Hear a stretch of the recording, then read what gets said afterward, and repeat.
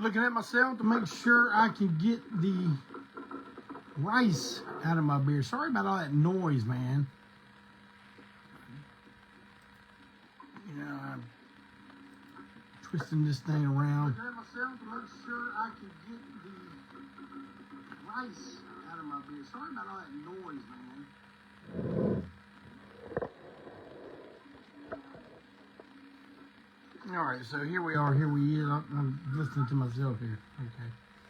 Here I am. Here I is, man, and I'm getting ready to get down to some biz because it is time for Break On Through. Now, this is the Break On Through I should have done last week, but I used that as the promo for the Piedmont, South Carolina show. And of course, I didn't know whether I had done an episode about the Before I Hang 35-year anniversary, and I had not. See, I'm not the kind of guy that sits around watching and listening to what I've done. I do it, and I break on through to the other side. And but apparently I broke on through so hard that I didn't even remember whether I did it or not. Clayton Zilla, I see the comments. Thank you, brother. As always, you're a lifesaver. I don't know if you can get on that on here with me, but there's that pinned comment, which is the big cartel strike. I guess it's not hurting anything, but if it's keeping any of the comments from coming up, I would like to stop that. But I mean, I guess we'll leave it for now. I see it says 3 comments. I see 3, so I guess we're good for the moment. Who all's in here? I used to be able to click on that little eye right there and see who's in here, but I can't do that no more. Why on earth would I be able to do that still? When so many things get changed for the better. It's better. You know, the way it was, the way you learned it, the way you've known it for years, this way's better. What's different about what we ain't gonna tell you? But anyway.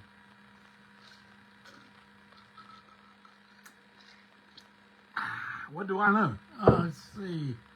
I don't know if I gotta keep scrolling down to see them or not. There's Brian Dunlap in here with us. Clinton Zilla made a comment.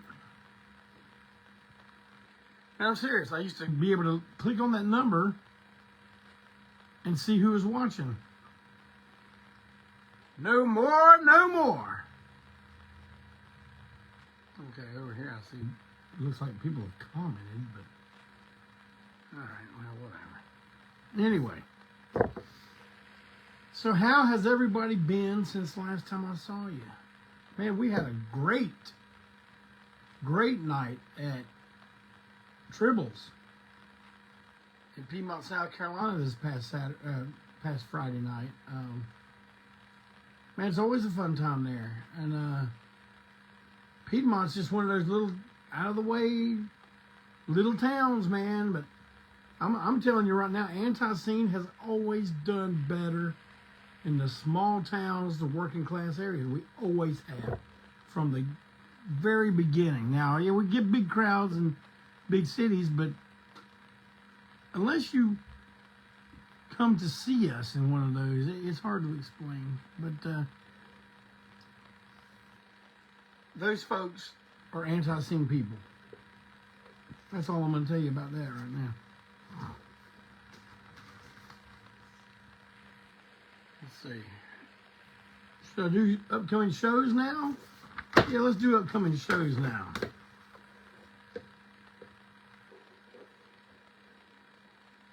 Man, the first thing coming up for me is on Saturday, May 16th. This ain't ANTiSEEN, it's Clayton and Wensil. The gospel band that Steve Wensil formed. And we are playing with what we think will be our 9-piece band at this show. And it's at the Hatley Farm in Albemarle on Saturday, May 16th. And we will be going on at noon, 12 noon. Now, you know, you get people going, dang, y'all going a little bit too late for me there, Halls. And you know, okay. We're going on at 12 noon. I don't know, man. That's a little bit too early for me. So, you know, it happens either way. But 12 noon, Hatley Farm in Albemarle, North Carolina. Albemarle, Stanley County, the place where it all started for ANTiSEEN. Now it's a full circle. I'm going there back to my hometown and playing with my gospel band. How about that? I can't wait, and I can't wait to see you all there. And then, if you're craving some of what ANTiSEEN brings, is more Eat More Possum shows, man. It looks like we're going to just do possum for the rest of 2026. I thought we'd go halfway through the year, but here we are. Halfway through the year already. But, yeah, I think we're going to go the rest of the year doing possum. So no more stuff to learn, y'all.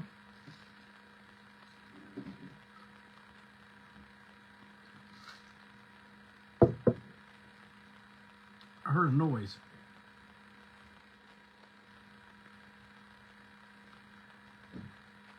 It's Coleman. All right. Anyway. On Friday, May 22nd, we will be at the Rooster in beautiful and historic downtown Gastonia.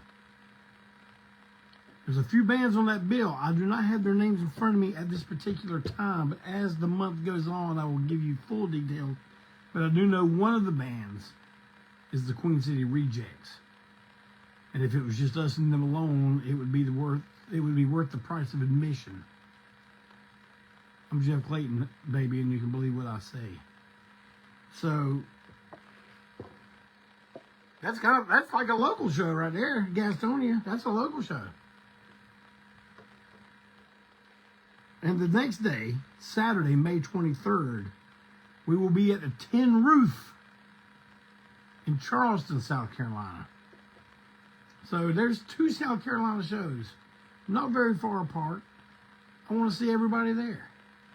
Oh, but I'm in California there, sir. Well, you expect us to drive out to California. I expect you to fly out to come see us. Eat More Possum shows, son. That's all I got to say. Gastonia and Charleston. Well, Gastonia is not a South Carolina show. It's a North Carolina show. But anyway. So, as it would all unfold, I took a little trip along the Colonel Jackson down the mighty Mississippi down to Hattiesburg, Mississippi. And the reason for that, man, I don't need a reason to go down to the wheat compound in Hattiesburg, Mississippi. I don't need a reason. But I did have a reason this time, and it was to join the festivities celebrating 35 years on the job from the Pine Belt Psychos themselves, Before I Hang. Before I Hang. And I went down a couple days early because I didn't want to drive all that way, try to unwind from, almost an 11-hour drive, and then go witness some rock and roll hoochie coo. So I got to spend some time. But they're just not my friends. They're my family. They're family members. Walt and Heather Wheat.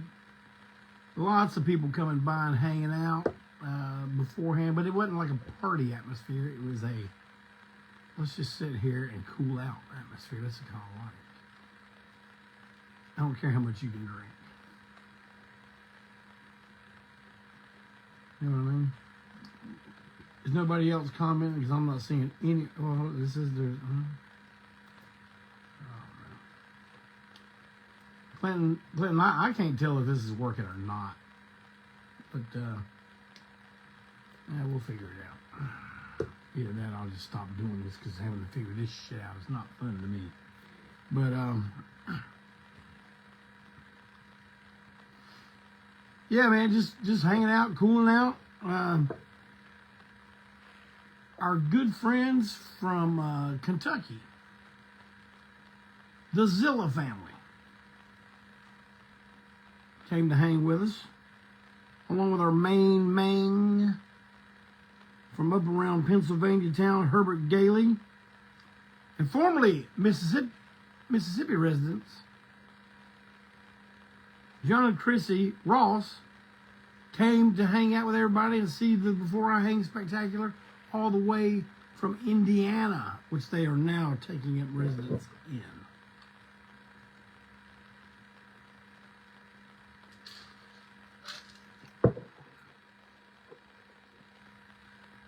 I love going down to Hattiesburg. I used to love playing there. Back when Towels Dark Bar and Entertainment Emporium, or Music Emporium, was in business. I'm going to interject with some good news about that before I continue my tale, my intriguing tale of intrigue.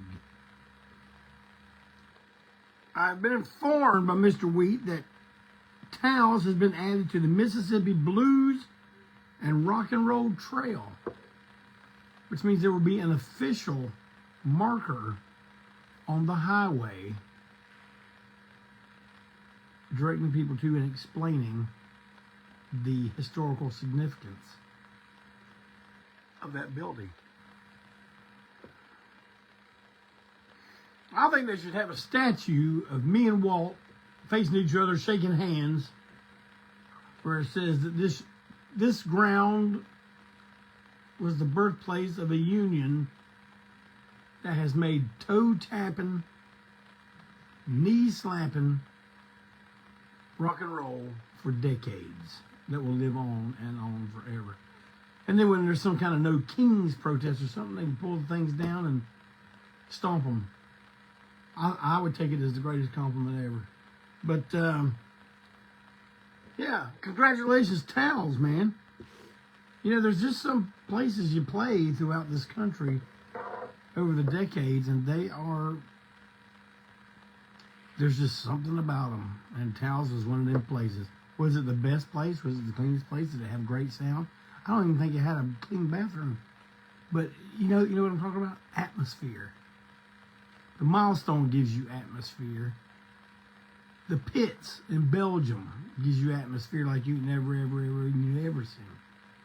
Towels was in that group of buildings.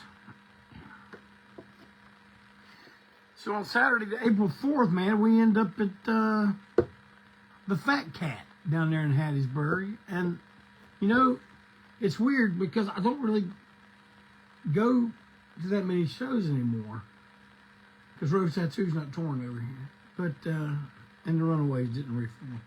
But it's weird walking into a club and walking through the doors and going into the room where the stage is gonna be set up, and I'm looking at stuff, man. You know, stuff is strewn everywhere, and first thing I wanted to do was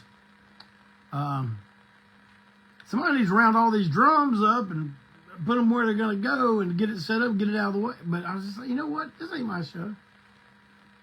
This ain't my thing right here. I'm here as a spectator, not a dictator. But, man, what a night. Lots of folks I have not seen in a long, long time. Lots of folks I've been seeing quite recently, but it's great to hang out with everybody. And the music was extraordinary. Now, I'll go ahead and admit to you, I was not in the playing area when Stumbler from New Orleans played, but I was getting nothing but favorable reactions and comments from the punters that had gone in to catch them. So congratulations, fellas. Next up was one of my, I've said it before, one of my favorite bands for us to play with is Jethro's Skull. From somewhere around Louisiana town. So it wasn't that big of a stretch for them, but man, they're always great. Always good. They're consistently good, man. I have never called them on an off evening. And man, you keep watching ANTiSEEN enough, you'll catch us on an off evening. I'll tell you that right now. And sometimes those turn out to be the most entertaining.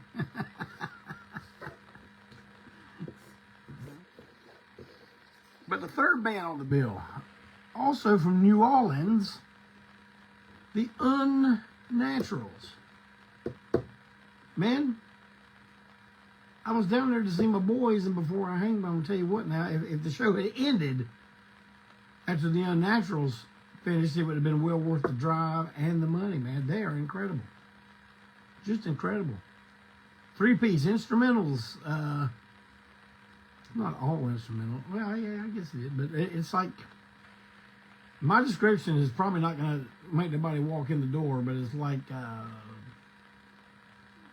punk surf stuff. And I know that sounds like, oh, that's only been done a million times. They put a spin on it like you ain't never ever seen. So, man, if you ever get a chance to see them, it is my belief that you should attend.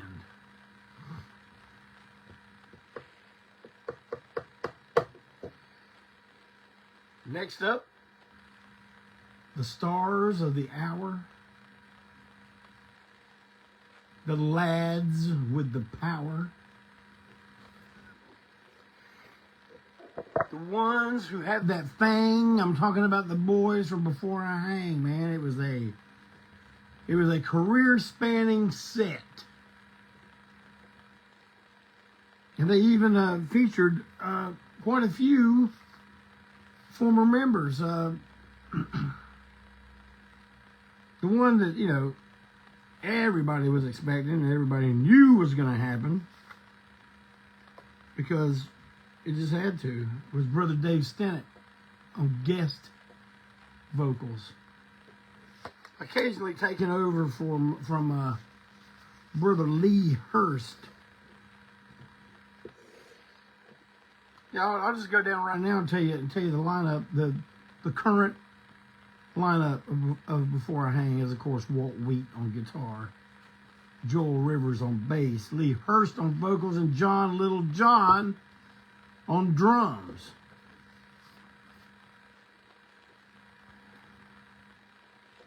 But anyone who's been seeing Before I Hang over the decades does remember the times where Brother Dave Stennett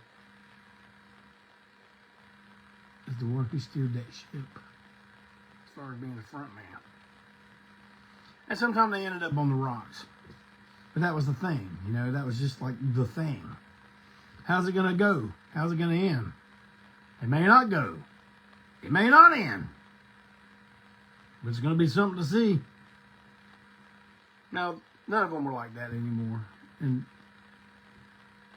honestly, they didn't need that kind of thing, because they are such a fantastic band. And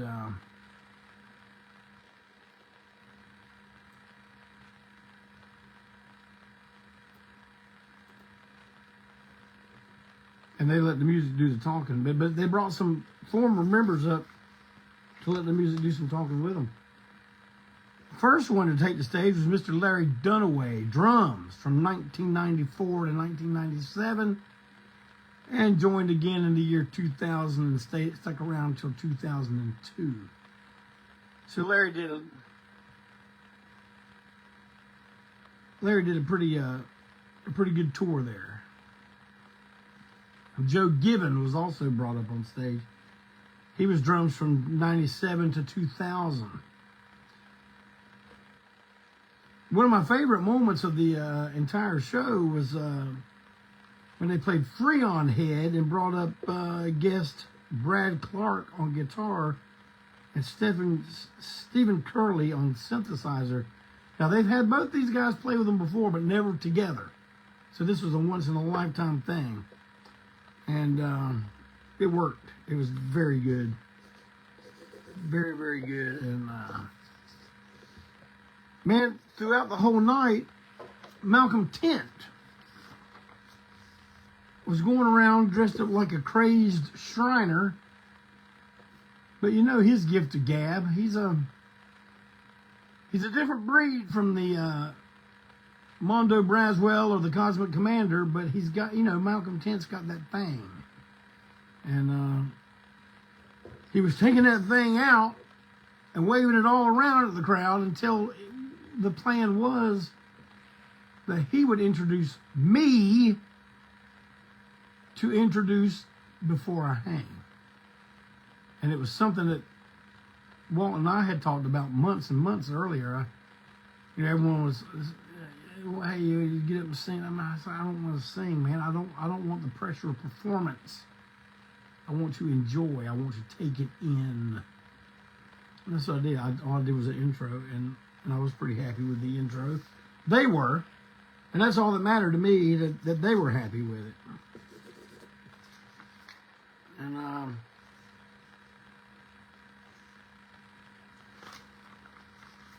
another fella came up from Pensacola, Scott Panther. He was he recorded one of the first ever Before I Hang demo, and he was also the one responsible for booking us in Towels in 1995. I imagine a few people go around there trying to not take credit for that, but it was Scott Panther. He was there at the show, man. It was cool watching them interact with their family members and their fans and friends that had been around, you know, probably most of those 35 years. Of course, you know, people go in and out, but when you have a nice little shindig like that, everybody comes back, and that's what happened.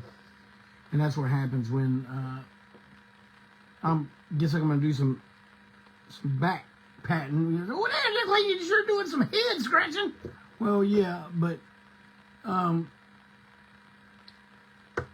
that's the kind of thing that happened and happens under the ANTiSEEN umbrella. And I've heard people, and man, I'm talking about people that have nothing to do with us anymore for whatever reason, saying like, man, this thing y'all have is like, it's not like what a bunch of bands have. Where, you know, y'all's fans become your friends. But yeah, well, only 15 people come see. No, that's not it, man. It's just that I don't understand bands that don't appreciate their fans or act like they're above them. You are not above them. Just because you played some music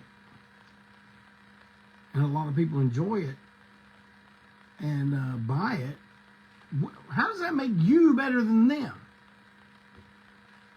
Oh, well, I'm this creative genius, you see, and man, I gotta have my mind right. Well, let me tell you something.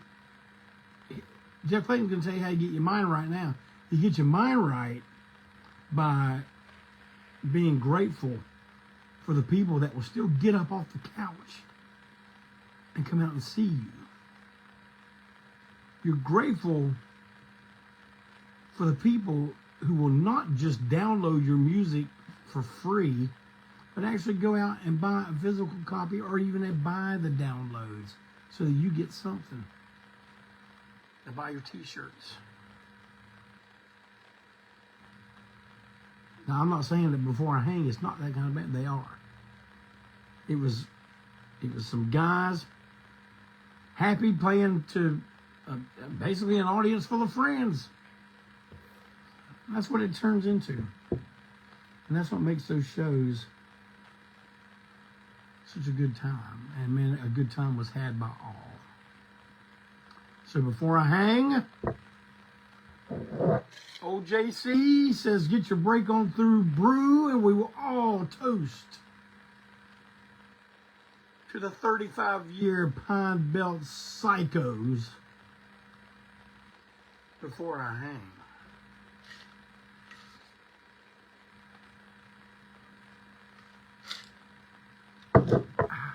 It was a good time, fellas. Thank you. Thank you, Heather, my little sister, for making it such a great time to come down there and stay. But I want to back up a little bit and tell you about the day before the show. I was already down there. And as you probably heard me say before, I grew up down there in Biloxi, Mississippi. Well, I would stop in Biloxi when we were traveling, but man, I usually had a van full of people. Most of them were asleep. The other half just wanted to get home. They didn't want to have me go sightseeing and walking down memory lane. But since I was down there a day early, and the intention was to go and take that walk down memory lane. And I did. Walt and the Zillas rode with me down there. And man, listen, I want to tell you what, I thank all of y'all for doing that with me, because I didn't realize, maybe I did. But taking that trip meant so much to me, man. It's like just to be able and look at the place I grew up. Man, we're talking 72, 73, or no, is it 73, 74? Maybe the end of 72. That was the time, man, where I was taking in everything. And most of it is still stuff I still enjoy today, man. I swear. My Planet of the Apes obsession just exploded, man. I learned about so much music back then, man. You know, Three Dog Night, Alice Cooper, Black Oak, Arkansas, Slade, Susie Quattro. God, who else, man? Graham Funk. All stuff I still listen to. I probably listen to it today while I was at the warehouse. But to go, and it was a trailer park. Yeah, I grew up in a Mississippi trailer park, you know, for 2 years. And we experienced it all, man. Hurricane, tropical storms, fire ants. There was even a area of the trailer park where they were starting to build a shopping center, a big mall. But the plan got abandoned. So there's a big, gigantic hole out there. And during this time, so many things, and it must have been a long time, because when we went out there, we used to go out there and play all the time, because there was red and white clay. It looked like a little tiny Grand Canyon. I mean, one day we're walking through there, you know, just walking along, and all of a sudden, man, we just sink. First to the knees, then to the waist. Man, you might say, well, you don't know that's quick. Well, it did everything quicksand does. So I got caught in quicksand in Biloxi, Mississippi. And also the corner of the whole thing had turned into a swamp. You always see cranes and stuff out there. One day we got brave enough to walk on out there, and man, we saw, it wasn't a big alligator, but it was a mid-sized alligator, but an alligator nonetheless. So we just kind of backed on back, you know. But we used to live in a place called the Cedar Lake.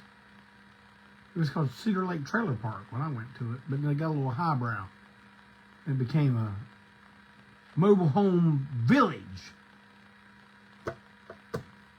Gotta have a village. But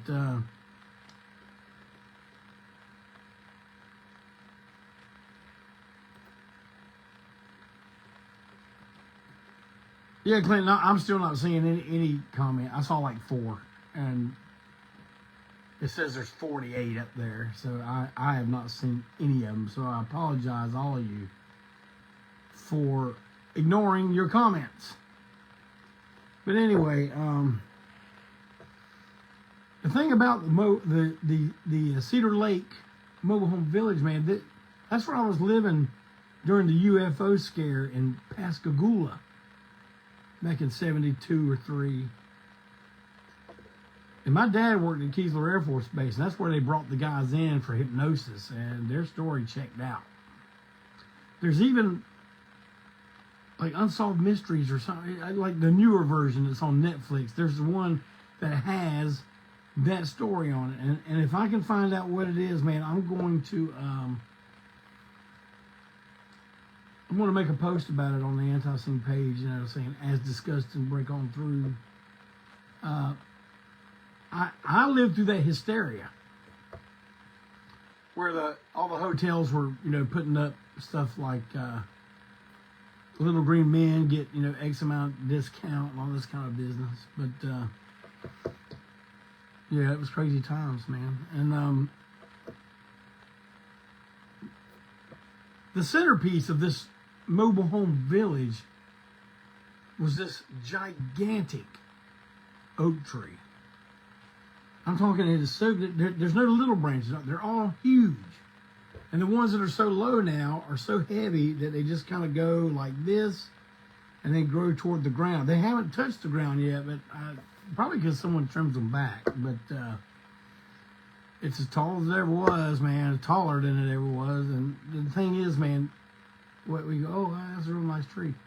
I'm going to tell you what, that tree stood there and did not go down during Hurricane Camille, which was one of the strongest hurricanes to hit land in modern history. And it was there through all the other really bad ones.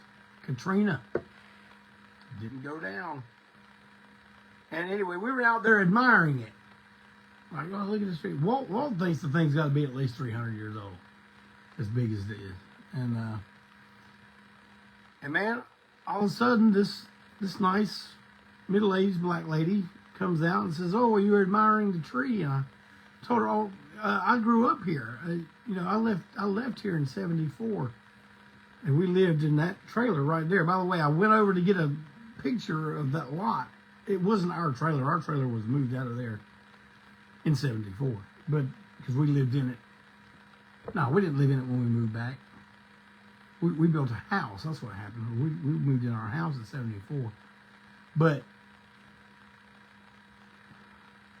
this lady, you know, well, first I'm taking a picture of me near that lot, and the guy from in the trailer comes out and says, "Hey, what's going on?" You know, we say, "Man, I grew up here in the '70s, and I lived right here. I'm just getting a picture of the lot." He shook my hand. Everything was cool. But that lady says, "My father's lived here since this park has opened. He's 94 years old." I mean, here he comes walking down the stairs, or down a ramp. And he'd come and ask what was all going on, and she had to explain to him because he couldn't hear very well. So what? But, man, he asked who my dad was. I told him, you know, and he remembered. He worked with Dad at Keesler. And he said he remembered me. He said he used to call me, I can't ask Walt or Clinton. Well, I mean, I can ask them. I just can't see what they say. But he said he remembered me, and he used to call me this name. I forgot what he said. What he said the name was, he called me. But it was funny. It was really nice to see him. I got a picture taken with him. And I don't know, man. It was just a good time. A good time, man. And it really meant a lot to me. We went to my old school. I explained to the guest in the car that Biloxi, Mississippi was the home of Bard's root beer. That's important. And I don't know, man. It was just really great to go back there and not be in a rush, and not have people kind of tapping their feet, looking at their watch. Just back when we had watches, and it was great. And man, I appreciate you, Walt. I appreciate the Zillas for being patient and taking that trip with me. Thank you so much. But heck, man. Oh, to further celebrate the Before I Hang legacy, Clinton Zilla, who has a label called Nothing's Cool.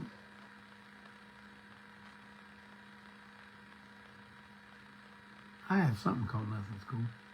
But anyway, it's just label Nothing's Cool that primarily puts out DVDs. That's not all they do. They just put out the great compilation, Click Your Fingers, a tribute to Rocky Erickson. But they're putting out a DVD, and it will be available to order online soon, called the Brother Dave Years. Now, see, this is good. This is a collection of shows from when Dave Stennett was the vocalist. Now, I was at a bunch of these. Heck, I might have been at all of them. I don't know. But that's going to be available soon. And I would just like to draw your attention to the brand. First, I'm going to sing to you a little bit. Summertime and the living's easy. Fish are jumping and the cotton's high. So that cotton was used to make the brand new ANTiSEEN wife beater tank top for summer. It's a pre-order going on until May 18th. It's on now. If you get done with a little break on through, I got to get me one of them tank tops there, huh?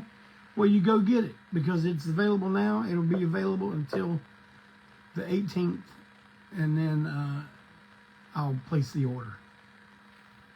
But it's not a new design, but a new tank top design of the bomb, the tattoo bomb, with ANTiSEEN on it. It's black tank top, yellow ink. It looks fantastic. I've already seen one. So go get it. Go get it. All right, everybody. Well, man, look. Me and Clayton are going to get on here and figure this out here soon one day. This is driving me insane. So, anyway, I appreciate you coming and hanging out with me. Listen to a little bit about what I got to say. Don't forget now, we got all kinds of stuff still in the Big Cartel store. You know, Eat More Possum, still available. We got the possum shirts that are in there, and all you foreign orders, I know you've had to wait on me a minute, but it's coming. It's coming quick. Don't worry about it. We got a brand new shipment of those in, direct from my brother up at Aardvark Screen Printing in Raleigh, North Carolina. And I don't know, Clayton and Wensil. Very, very few of the hymnal burgundy and full and autographed by, well, I think 6 members. So not a shortage there. Hey, how about sometime I make a post? No, I'm not going to do that because I know how. Never mind. Rewind that and clip it. No, don't really. But I just want to thank y'all for coming and hanging. And I will see you all soon. I don't know if I'll do one next week. Maybe I will. I'm starting to get a bunch of stuff to talk about. I got some great top 10 ideas. Now listen, by no means do I think I'm breaking some new ground. My top 10s are turning on. I mean, some people tell me I do turn them on to some things. But, man, I'll just tell my top 10, and that'll start some conversation. Probably, Dad, just like, you don't know what you're talking about there, Hoss. Well, yeah, probably not.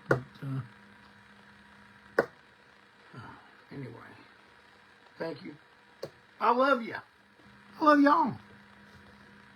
The Lord loves you. And I'm going to see you right back here on Break On Through. Man, everybody have a great week. Have an even better weekend. Take care.